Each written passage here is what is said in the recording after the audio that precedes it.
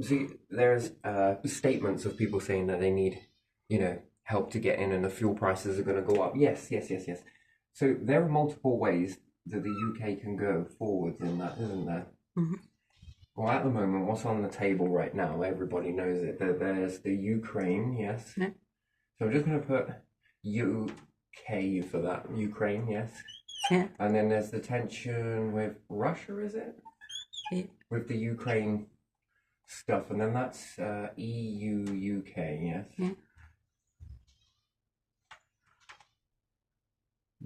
Interesting. And then there's also the Iran situation heating up, yes? Yeah. And the UK could be at a turning point for that. Yes, the fuel and everything else is a factor in that.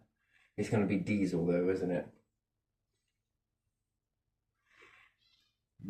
Interesting. Strategic, yes? Yeah.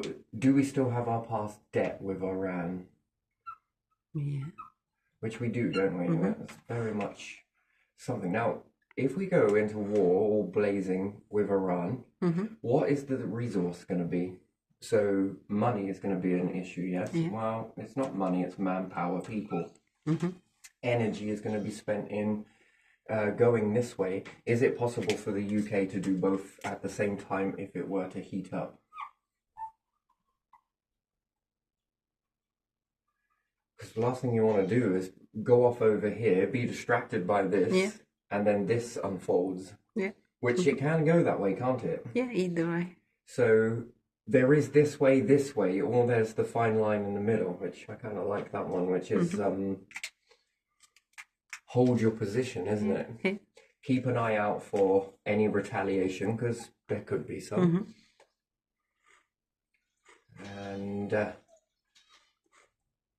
the position here, what's the position here with Ukraine and UK at the moment? Is it still heating? Is the drumbeat still booming?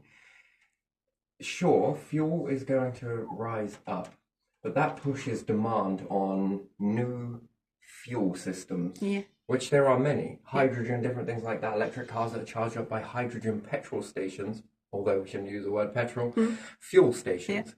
There's the exchanging of batteries. It's not the best in the world, but either or, it's a far alternate that you've got, you just take a rocket and put it on its side and have this hit a paddle. This spins turbines, basically, is what you clamp down its pressure. After all, the hydrogen bomb, everybody knows a hydrogen bomb, right? So you can squeeze the pressure to go through a series of chambers that move the turbine very fast, and these can charge batteries very quickly. Depends on how much you can throw into a battery. So it is an alternate, and either way, if it's going to get expensive, it's going to get expensive, right? There is the settling of the debt, isn't there? Yeah. Once all of this is blown over, to help the people in Iran, the people who, are going to be liberated from this situation. And that debt could go on, if it's correct, that you give that over to them, and the people of Iran maybe still take over the oil and different reserves, could be looking favorably upon the UK and allies and everything else, because they've been freed from this situation, that they might then strike up a really good fuel deal in the future. Gamble, but it is possible, and it's usually more possible. People become indebted to you for it. One, they've been freed. That's America has taken care of that. And then the next side of it, it comes with the debt, which is then rebuilding, which is prosperous for the UK and the West, because what's going to need to be built there?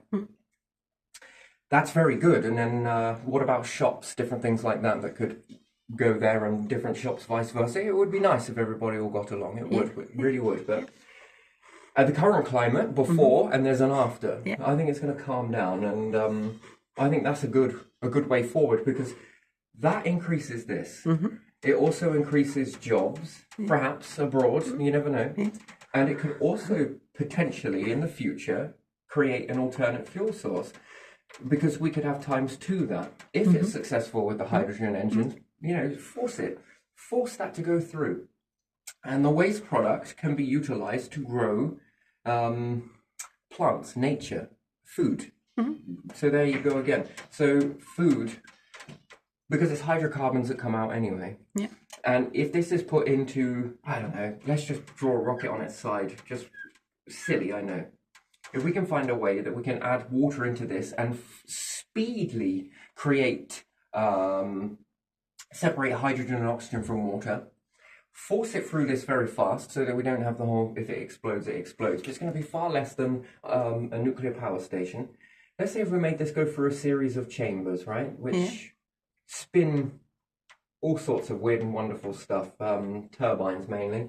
And if it's connected to a chain system, where these are connected to chains, and then they can go on to make multiple, a bit like in a car. I should have drew that a little bit better, but still you get the general point. When this one turns, rather than it turning one turbine, it can turn a series of turbines that can go into a colder area. Motors work better when they're cold. Batteries like a bit of heat. That's an interesting thing, really, isn't it? So you want the batteries as close to this as possible because they love the warmth, but at the same time, and then if there isn't not enough sunlight and there isn't enough wind, you're making your own. Put this through the chamber, and then what comes out at the other end is an underground farm, tapped in off of one of the turbines that's going to power the light. That light is going to go on to power food, which it should be built as an underground farm in a way that's it's going to be expensive either way. It all depends on where you put your resources. Yes, we can go into a battle. Yes, we can go into a battle, or we could do this. And then this is something that could be sold later on. This can be sold, and if the West get their act together, this could be heavily sought after, because you are transforming this, and then the gases that come out of here are going to be hydrogen and oxygen. Now, if we can find a way to take those gases and recompress them, that's very important, back into water, then back into the system it can go. This could then potentially be, if it gets nailed in the correct way, a self-fulfilling prophecy. And then this bit moves on to another chamber. Well, the whole thing, if it can move, and each one has a plant chamber inside it, one's going to need to be harvested whilst the other one's being grown, and then there's going to be pressure in that, and then repressurize it back into a liquid, so then it becomes H2O again because the plants have taken the carbon. You can put this back in and around and around and around. Eventually you could do this, perhaps not straight away, but because it's hydrocarbon, the atmosphere loves to push this shit together anyway, so water is a very fascinating thing. It holds its memories, good stuff. This is a good way forward. Then this keeps us prepared for anything. But if we go here, are we going to erode? We're going to spend resources. We might actually, then people might start to see our technology, and that's never a good thing. So, I don't know, you know, the UK's in a pivotal moment, isn't it? Which way to go? Which is the best course of action?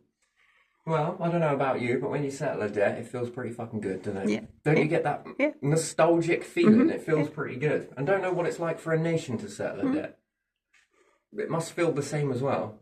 Not to carry that. It's invisible. You don't think you're carrying it, but everybody is carrying it. That's the thing.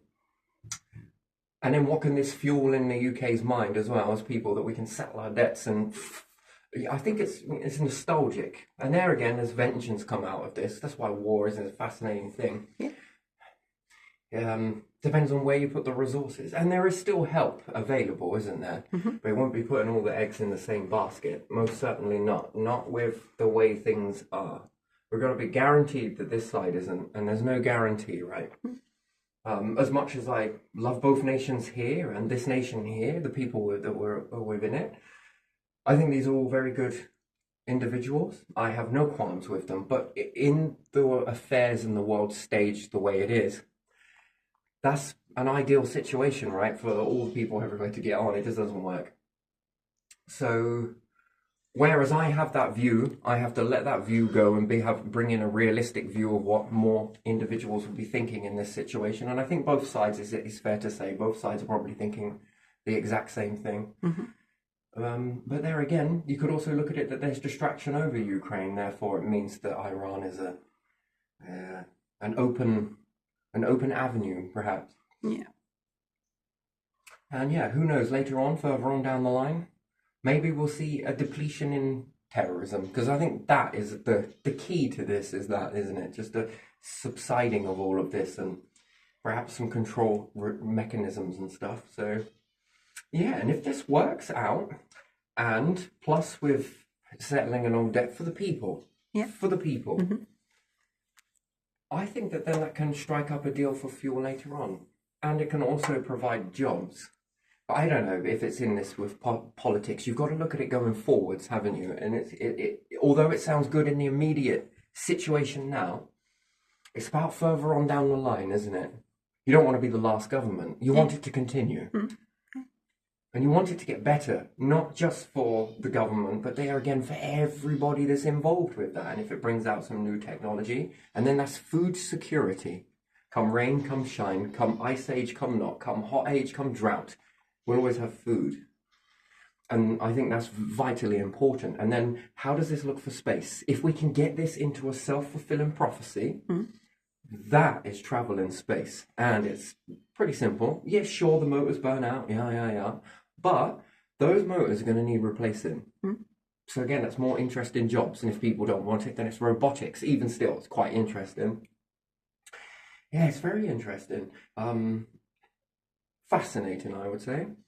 But yeah, having soldiers over there, over here, over there.